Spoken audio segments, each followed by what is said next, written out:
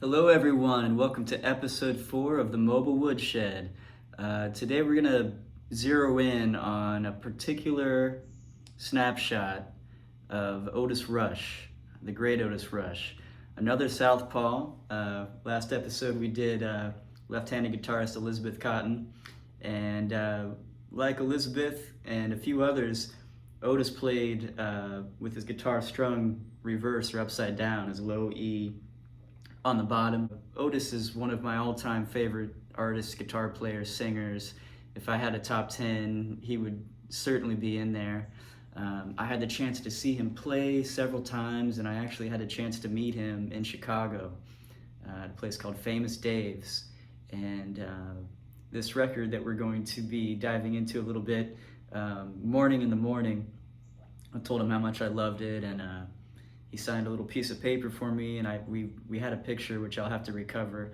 But he was a true gentleman, and that was an honor. But so Otis really was synonymous with Chicago blues, and was one of the main architects of the West Side Sound, along with Magic Sam, Buddy Guy, and he recorded legendary sides for Cobra and Chess Records. Did playing in Europe and recording in Europe, but it wasn't until 1969 that he did his first full-length album under his name called Mourning in the Morning, and it was recorded in Muscle Shoals, Alabama, produced by Nick Gravenitis and Mike Bloomfield. It features an amazing cast. Dwayne Allman, who's well known with the Muscle Shoals crew, is on there. Jerry Jamot on bass. Jimmy Johnson is on guitar on tracks. So it's one of my favorite albums. Once again, my mentor Shakin' Dave Hustong was the one that introduced me to this, and he was really zealous about a tune called Gambler's Blues. It's a slow blues, and he claimed it was the greatest or one of the greatest slow blues solos, guitar solos he had ever heard. So we'll be zeroing in really on that and just some of the riffs and motifs from it. So that track is actually, or that song was first recorded by B.B. King just a couple years before on a record called Blues is King, which is a great record as well. I'm playing this budget semi-hollow body today, a Firefly, brought to you by Firefly and Finger Ease. And my Polish mug here from the Olsztyn Blues Fest. So I'm not endorsed by any of these things, but thought I'd mention them. So anyway, let's get into it. Gambler's Blues is in D. So we'll be working out of the pentatonic box here, with some chromatic things happening and some major scale things worked in too. So bit of a hodgepodge of all those things. One of the most signature things about Otis's sound is his vibrato. It's I can't do it, but I'll attempt. It's very wide and mellifluous, word of the day. And once again, I think being strung upside down contributed to the flavor of that.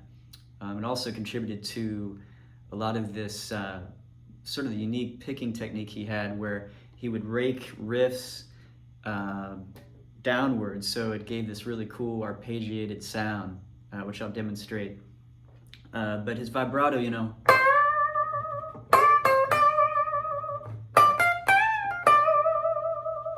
very wide singing. It mirrored his voice, like a lot of the blues greats. Their guitar, to me, mirrored what they were doing vocally.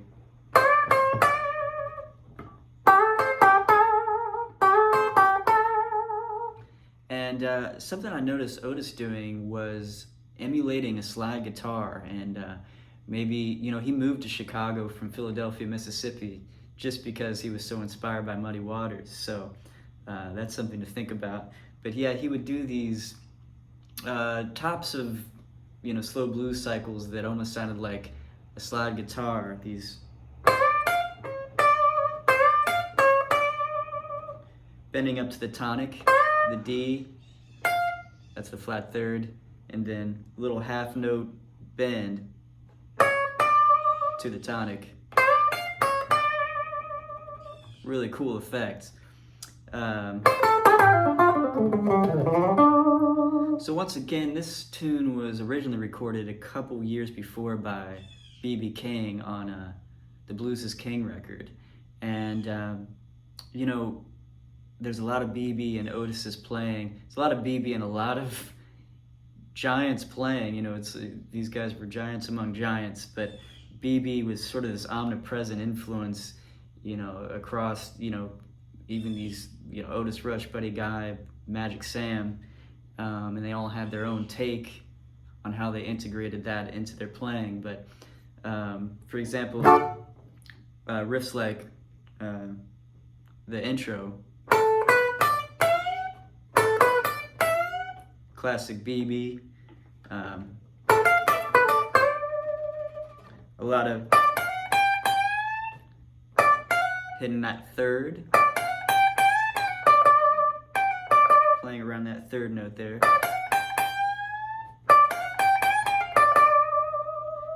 And one thing I notice is these descending riffs that go down to that third off a phrase. So say up to the root note on the D string.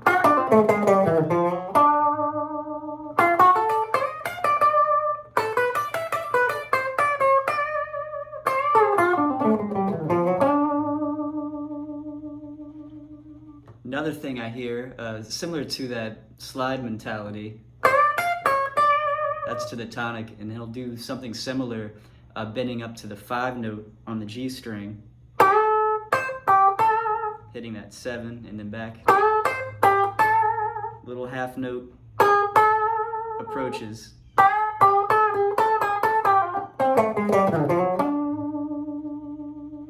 So once again, having his strings reversed affected his picking technique and approach, and it gave these cool arpeggiated things.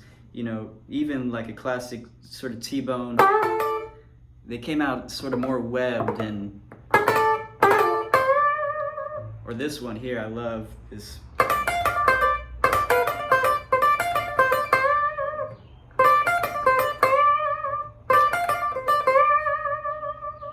they're meshed together pretty closely, or he'll go up to this Albert King box, I call it, and do something similar.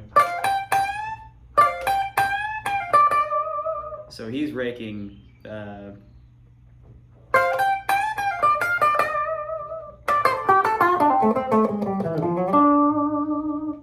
then there's this thing that he does several times on Mourning in the Morning and throughout his career that I believe he came up with, and if anybody out there knows where it comes from, if it didn't come from him, I'm really interested. It almost sounds not like a guitar, like a piano or something, but it's incorporating this double stop and then arpeggiating down with a rake over a minor chord. So, you know, you have D minor, and it's this.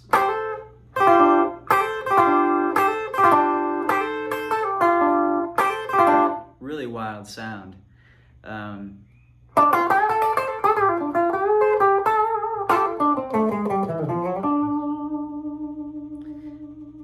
Another thing I noticed is on 4 chords, when it goes to the 4 on these slow blues, like on this one, there's certain things he hits, reminds me of what BB might do.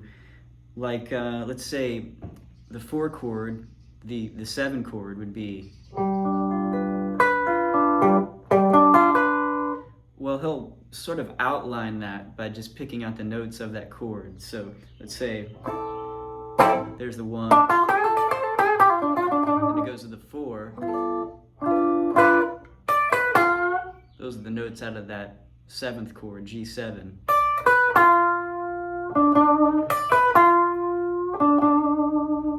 So that just adds a lot of color to the different, you know, parts of the slow blues cycle, implying that 4 chord there. Also on the 4 chord, I noticed it's something I think BB would do. Right on the dawn of the 4 chord, let's say coming off the 1, he'll slide up to the 7th note and then descend down with the riff. So say you're on the 1 first.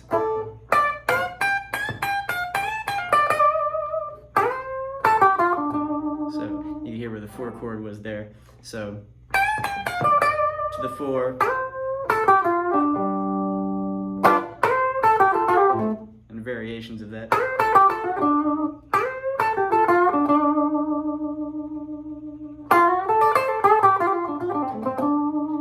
And another thing that he'll throw in to wrap up a slow blues cycle when it winds up on the 5 chord at the end of a chorus, I think it's a B.B. King thing to imply that 5 chord by resolving on the 5th note there.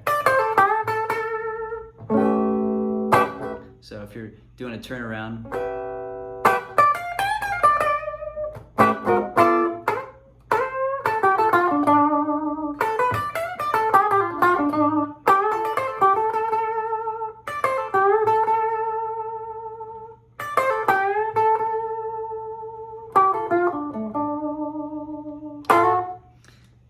okay, yeah, and one other thing I want to mention is there's a break on this, sort of like a B.B. King, Albert King break that happens actually unconventionally when it comes up to the 4 chord of this slow blues. I think the 2nd time around during his main solo. So it's, you know, like the classic, but it's in the B.B. King box up here. So relative minor tonality wise.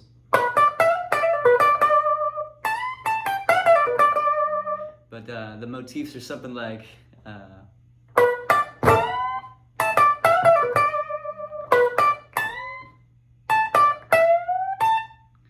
kind of cuts it off there on that A note.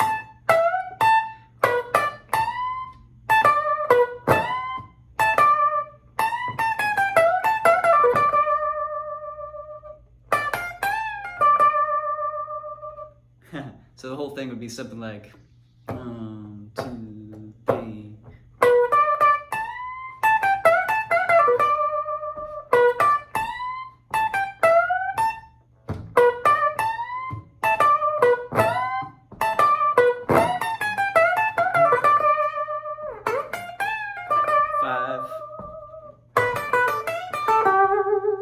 That's a kind of a cool resolve into the 4 chord on the turnaround off the 5 there, was he hits that, then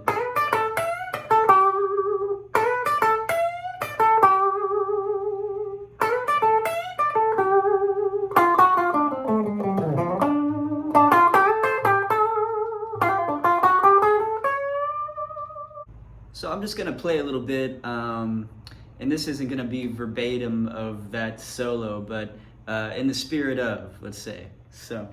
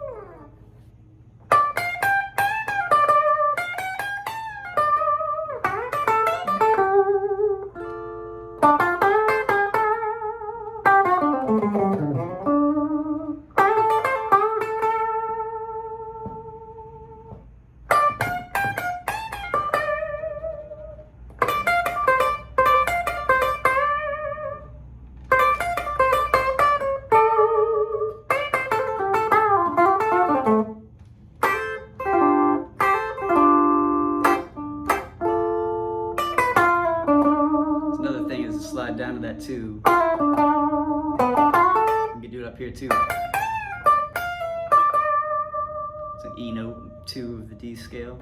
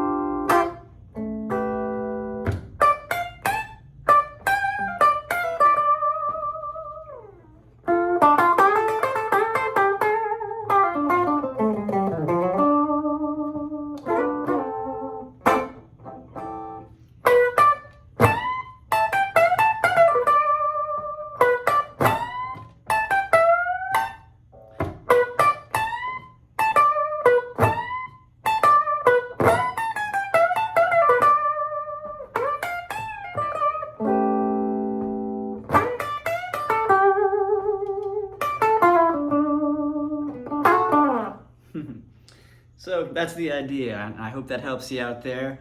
Otis Rush is just phenomenal in every way, and if you study his playing, you'll notice that through the years he had all these different incarnations, and his playing evolved and took on different flavors. There's a great record later on, maybe 20 years down the line, called Lost in the Blues, and his playing even becomes more like liquid as far as the legato and slide guitar emulation stuff he's doing. It's just wild, and something that I'm trying to dig more into myself. There's another record, Ain't Enough Coming In, where he's playing a strat. It almost seemed like the influence of Albert King was really going on with him in the 90s, mid to late 90s, even more, but on a strat, so it had its own flavor as well. So check out Otis Rush. I'll put some links in the description, and sending my love to everybody out there. I'm about ready to embark on an Eastern European tour for the month of October, and very excited to see our friends in Poland, Czech Republic, and Slovakia. We're gonna have a good time. So you all take care. We'll see you soon.